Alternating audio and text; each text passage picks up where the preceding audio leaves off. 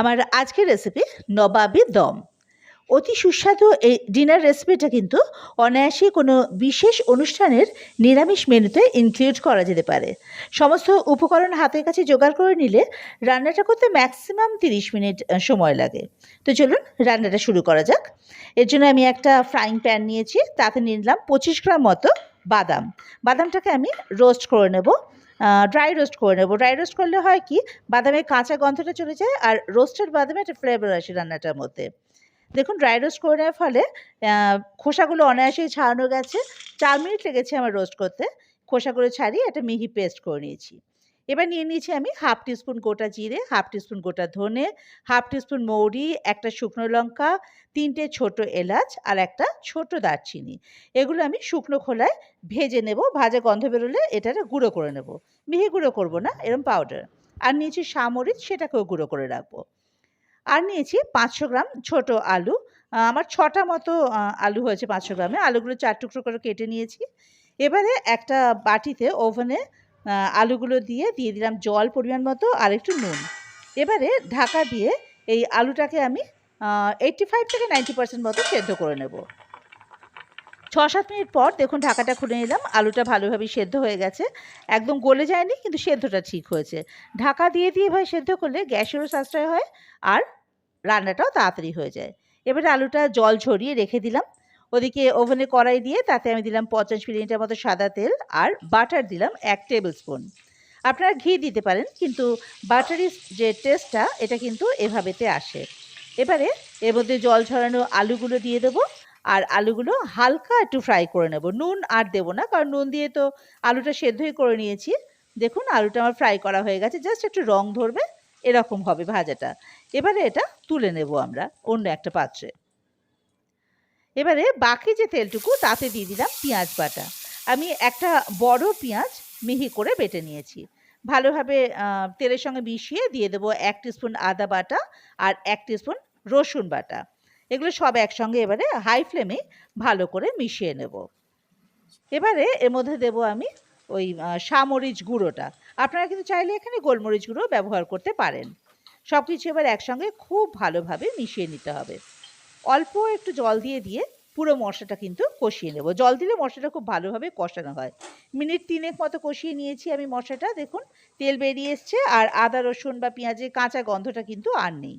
এবারে এখানে ভাজা যে মশলার গুঁড়ো করে রেখেছিলাম, সেই ভাজা মশলার গুঁড়োটা দিয়ে দেবো। সব কিছু একসঙ্গে খুব ভালোভাবে মিশিয়ে নেব। এবারে ফ্লেমটাকে একদম লোতে করে হাফ কাপ মতো টক দই এটাকে ভালোভাবে ফেটিয়ে এর মধ্যে দিয়ে দেবো। টক দই যখন দেবো কোনো গ্রেভিতে, তখন কিন্তু ফ্লেমটা একদম লোতে করে নেব। এবার ভালো করে মিশিয়ে দেবো দইটা। আর দইটা যে পাত্রে রেখেছিলাম সেই বাটি ধুয়ে অল্প একটু জল এর মধ্যে দিয়ে দেবো। ভালোভাবে মশলাটা মিশিয়ে ফ্লেমটা এবার মিডিয়াম টু হাইতে করে দেবো। এবার এর মধ্যে দিয়ে দেবো ওই বাদামের পেস্টটা। সব কিছু একসঙ্গে খুব ভালো করে মিশিয়ে নিয়ে 4-5 মিনিট ধরে ভালোভাবে কষিয়ে নেব হাই ফ্লেমেই।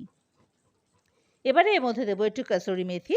সব কিছু একসঙ্গে আবার মিনিট 2 কষিয়ে নেব, যতক্ষণ না ওপরে তেলটা ভেসে উঠছে। দেখুন ওপরে এবার তেল ভেসে উঠেছে, খুব ভালোভাবে মশলাটা আমার কষানো হয়ে গেছে। মশলাটা কড়াই থেকে ছেড়ে আসছে, মানে মশলা খুব ভালোভাবে কষানো কমপ্লিট। এবারে এর মধ্যে আমি দিয়ে দেবো ভেজে রাখা আলুগুলো। এবার হাই ফ্লেমেই আলুগুলোর সঙ্গে মশলাটা কিন্তু খুব ভালোভাবে মিশিয়ে নেব। এবারে এর মধ্যে দিয়ে দেবো পরিমাণ মতো নুন মিষ্টি। হলুদ কিন্তু আমি এখানে একেবারেই ব্যবহার করব না। আমি এখানে 1 টিস্পুন নুন দিয়েছি। আপনারা আপনাদের টেস্ট অনুযায়ী নুন দেবেন। আর চিনি দিয়েছি 1 টিস্পুন। চিনি আপনারা চাইলে স্কিপ করতেই পারেন, কিন্তু এই রেসিপিটাতে অল্প একটু মিষ্টি দিলে কিন্তু টেস্টটা খুব ভালো আসে। খুব ভালোভাবে এবার একসঙ্গে মিশিয়ে দেব। এবারে এর মধ্যে দিয়ে দেবো গ্রেভির জন্য পরিমাণ মতো জল। আমি এখানে 2 কাপ 2.5 কাপ মতো জল দিয়েছি। আপনারা যে যেরকম গ্রেভি খেতে চান সেরকম কিন্তু জলটা দেবেন। এটা একটু ঘন গ্রেভি হবে, পাতলা ঝোল কিন্তু হবে না। এবার এটা ফুটে ওঠার অপেক্ষা। দেখুন ঝোলটা ফুটে উঠেছে। মিনিট 2 হাই ফ্লেমে ভালোভাবে ফুটিয়ে নেব এটা। এভাবেই কিন্তু এটা খুব খেতে ভালো লাগে, খাওয়া যায়। কিন্তু আমি টেস্টটাকে এনহ্যান্স করার জন্য আরও কিছু জিনিস দেবো এর মধ্যে। এর জন্য এটা সরিয়ে রেখে ওভেনে আমি আবার একটা ফ্রাইং প্যান বসিয়ে তাতে আবার 1 টেবিল স্পুন মতো মাখন দিলাম। মাখনটা গলে গেলে এতে দিলাম 2টো রসুন কুচি করে নিয়েছি, আর দিলাম 1/2 ইঞ্চিরও কম একটু আদা, সেটাও কুচি করে নিয়েছি। সব একসঙ্গে হাই ফ্লেমে একটু নাড়াচাড়া করে নেব যতক্ষণ না কাঁচা গন্ধটা চলে যায়। একদম লাল ভাজবো না, শুধু কাঁচা গন্ধ চলে গেলেই হবে। এবারে এর মধ্যে দিয়ে দেবো অনিয়ন ফ্লেক্স। আমি অর্ধেকটা পেঁয়াজের ফ্লেক্স ছাড়িয়ে নিয়ে এর মধ্যে দিয়ে দিয়েছি। ওটা একটু নরম হলে দেবো একটা মাঝারি সাইজের টমেটো, সেটাও বড় বড় টুকরো করে এর মধ্যে দিয়ে দিয়েছি। আর দেবো মাঝারি সাইজের একটা ক্যাপসিকামের অর্ধেকটা, এটাও ওই টমেটো আর পেঁয়াজের সাইজেরই চৌকো চৌকো করে কেটে দিয়ে দিলাম। মিনিট খানেক মতো হাই ফ্লেমে একটু নাড়াচাড়া করে নেব। বেশিক্ষণ নাড়াচাড়া করবো না, কারণ নরম হয়ে গেলে সবজিগুলো খেতে ভালো লাগবে না, একটু ক্রাঞ্চি থাকলে ভালো লাগে। দেখুন, এটা আমার নাড়াচাড়া করা হয়ে গেছে মোটামুটি মিনিট খানেক একটু রকম ভাজা ভাজা করে। এবার যে গ্রেভিটা তৈরি করে রেখেছিলাম তার মধ্যে এটা দিয়ে দেবো। টেস্টটাকে কিন্তু এক লাফে অনেকটা বাড়িয়ে তোলে এই যে মেথডটা আর কি। নিন, রেডি হয়ে গেল আমাদের ডিনার রেসিপি। এবার এটা পরিবেশন করুন পোলাও, ফ্রাইড রাইস, রুটি, লুচি, কুলচা, পরোটা, যার সঙ্গে অনবদ্য খেতে লাগে। অবশ্যই বাড়িতে এটা ট্রাই করার অনুরোধ রইল। আর ভালো লাগলে আমার চ্যানেলটাকে সাবস্ক্রাইব করে দিতে কিন্তু ভুলবেন না।